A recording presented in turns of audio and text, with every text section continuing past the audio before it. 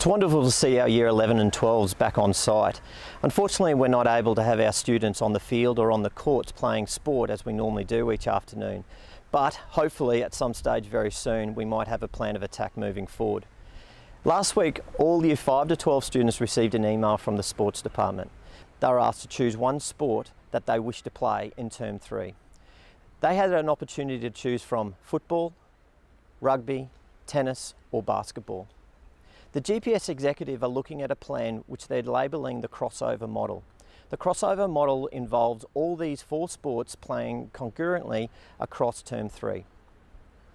This model creates challenges for our sport and where students will only have an opportunity to select for one sport for Term 3. We will collate all that information in the sport department and send back to the GPS executive. From here, the GPS executive and the headmasters will look to make a decision and a direction for what GPS sport competitions will look like in Term 3. Training at the moment for Year 11 and 12 looks very, very different to when they were last at school. We're hoping that restrictions will ease in the near future so that will allow students to train in pods of 10. Within these small groups, all our sports will look to start our trainings on the fields and on the courts very soon.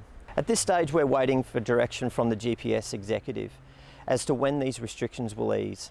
And our sports department are busy planning as to how our training program will look in the near future. Hopefully, we can get back on the park by the end of Term 2. With the Year 11 and 12 students back on site, our music programs are back in full swing for students in the Bain Centre. Any student not at school, our online programs for music tuition and ensembles will continue online. Our Year 11-12 Tigger program are currently working on a Romeo and Juliet production. Within this production, we look to see the boys engaged, have some fun, and we look to see the final product very, very soon. We hope to see all the boys back on the fields and on the courts very, very soon, both in training and competition phases.